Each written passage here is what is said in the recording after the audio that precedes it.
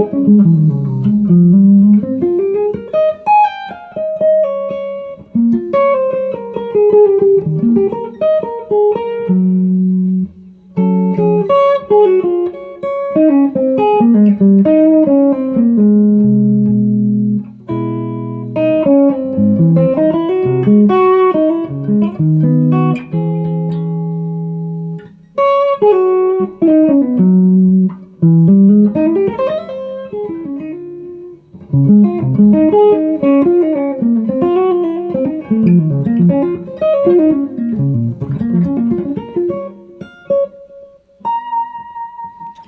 everyone, how's it going? Juan Dhas here, and welcome back for this week's lesson video.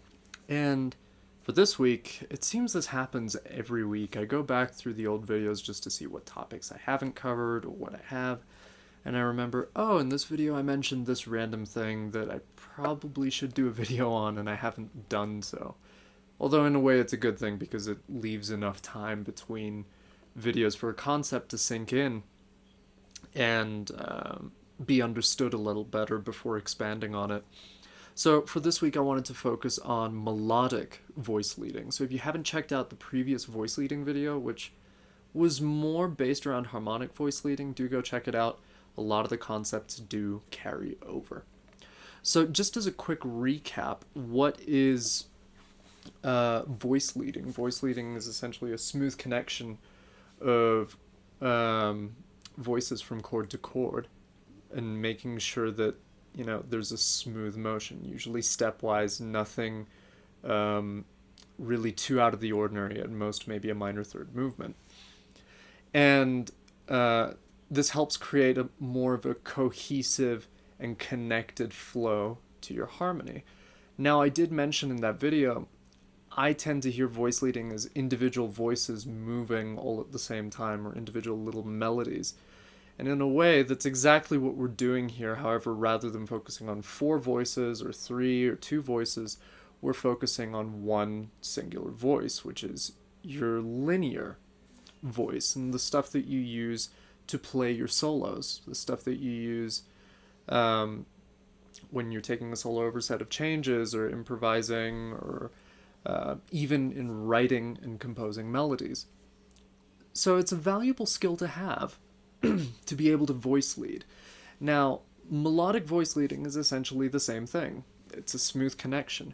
However, I think it gets a little bit more specific and becomes more about connecting chord tones really smoothly, and something that a few players refer to as playing through the changes as opposed to over the changes, if that makes any sense.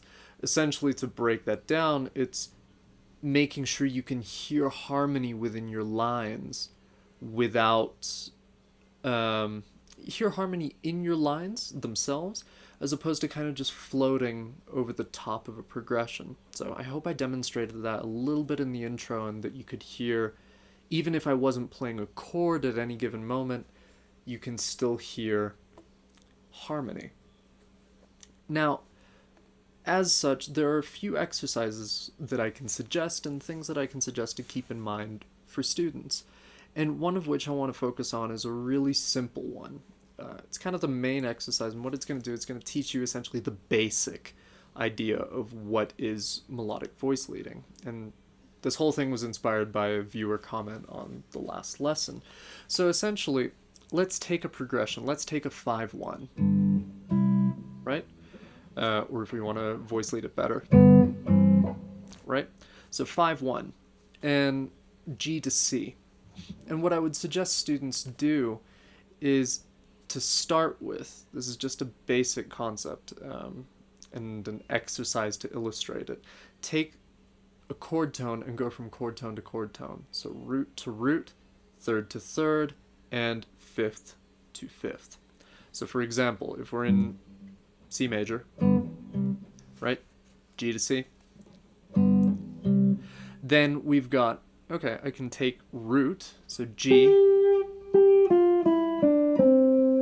Now I played the harmony before, so you probably might hear the implied harmony, but if I play the roots against it,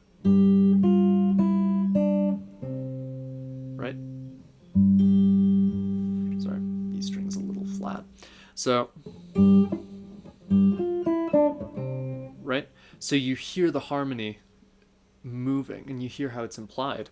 And that's the beauty of voice leading. When you play a solo and you have voice-led lines, and this kind of ties into all the Bach and the bebop stuff, there's a sense of connection. It's not so much to tell the audience, look at me, look at what I can do. It's more so to bring a narrative into your playing and really just kind of connect with the music, as opposed to, as I said, being disconnected in a way and thinking of, okay, X scale works on X chord, let's hope it works. This is kind of the next layer of that, and being really aware of what you're playing. So, also this is a great exercise to get into some of the contrapuntal stuff. Right? So you can do the same thing third to third. So what's the third of G? B. This one's going to sound really pretty. If I can play it. There we go. So you see how that's smoothly voice-led. It's, not to use the term voice-led to, better explain it, but it's a very smooth line that resolves on a very strong point. It's taking advantage of your chord tones. How about fifth to fifth? So from G, the fifth would be D. Now you're gonna, if I add context, again, another stable resolution. So what it does is, and I've mentioned this in other videos, it allows the ear to follow something. The human ear loves patterns. I referenced this in a few videos. Many musicians really play this up, either through their playing or their teaching. The human ear loves patterns, so the minute it can latch onto that and kind of predict where things are going to go, it kind of gets a little kick out of that and becomes engaged. It's a way to draw people in. And I've found on gigs or through recordings or, just reading messages, that's something that a lot of people, even if they're not musicians, seem to connect with. It's quite interesting, so it bears looking into. So this is the basic exercise. Take a key or various keys and start doing this exercise on a 5-1. You can also do this with the minor variations. So let's say if I've got root to root, right? You can imply that harmony. Same thing, major third to minor third. Or if you want to do melodic minor. It's a little more odd because of the half step motion in the harmonic minor. It actually generates a little more tension. So when you resolve it, it actually sounds much more relieving, I suppose. Now, take it through different keys, and then what I really stress students do is take this to tunes.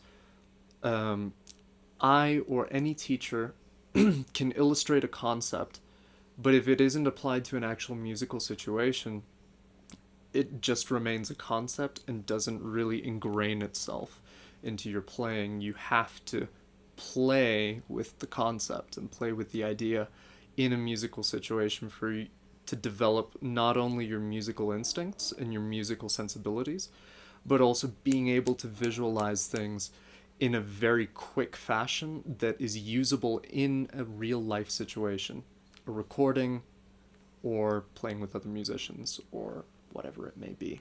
I think maybe the recording is probably the most apt for the current times we're in, but you see my point. If you're doing a take and you're improvising, you want to be able to just let this flow rather than plan it out.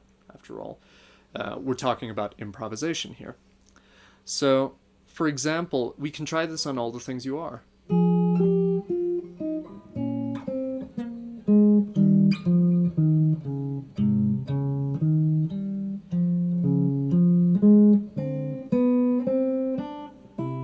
Really smoothly connect all the chord tones.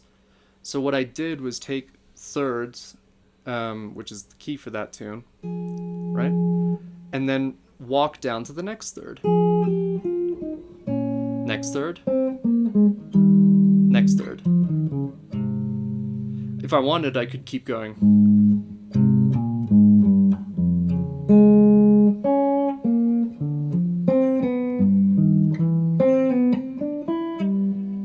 Now, the exercise I showed is a really basic condensation or a simplification of what the concept actually is. And really, it's just those endings. I mean, you hear this in Bach all the time, in bebop. And sure, it's overly simplistic. Sorry. Right? It's missing a lot of that.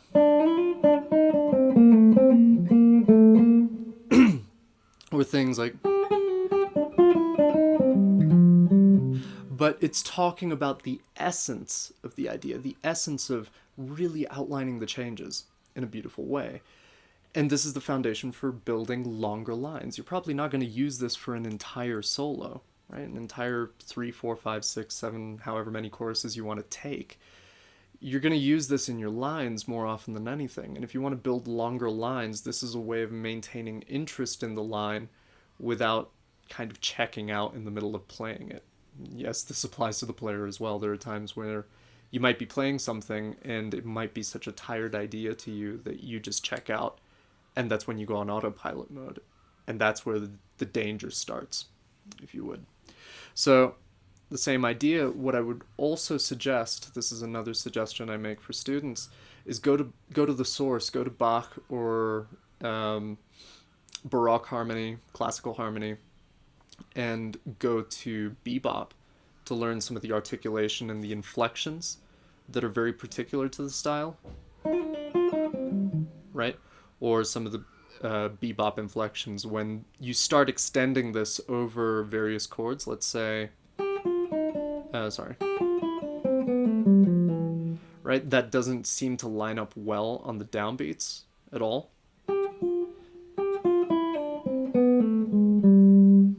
That actually lines up much better. And if you want... And that's where approach notes, little turns, little grace notes or passing tones, really all your approach tones come in handy. And what I was referring to a few lessons back, I think, with a lot of the enclosure ideas. There we go. Right? Once you get the basic idea of voice leading down, you can use the approach notes and stuff to turn it around. But let's say, for example, to get back on topic, we're looking at Bach.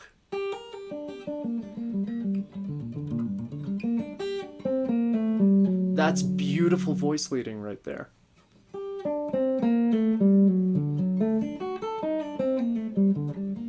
And this is a single line piece, right? Or even if I take the B section.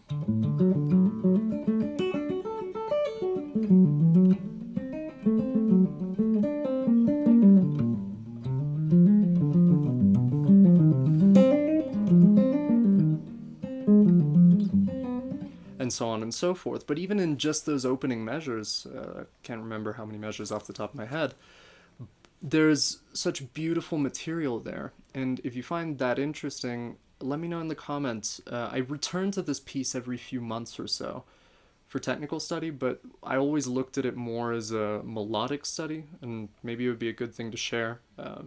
Could call it the things I learned from Bach as an improviser or something. I don't know. If that sounds interesting to you, leave it in the comments. But just by diving into that, you learn so much about voice leading, or even ideas like volume.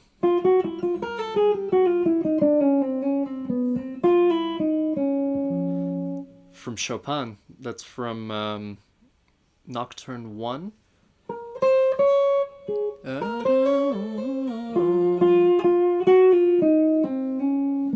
Right?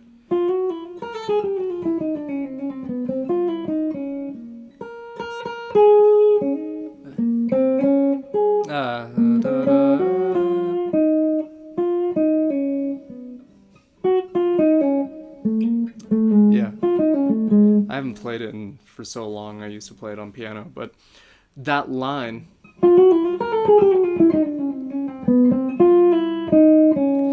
see how he navigates to strong resolutions, and that's really the key of this concept, phrase, and the concept. It's wrapping up phrases and really closing out your ideas in a strong way and leading the listener or leading your lines to a strong point of resolution. That's in essence what melodic voice leading is. So I hope this has been a useful lesson for you guys. Do try the exercise out. Do try it on tunes. Try it in actual musical context, or make compositions around it using the idea. It'll really strengthen the idea and make it more present in your own playing. As always, please do like and subscribe. I hope you enjoyed this video, and I will see you in the next lesson.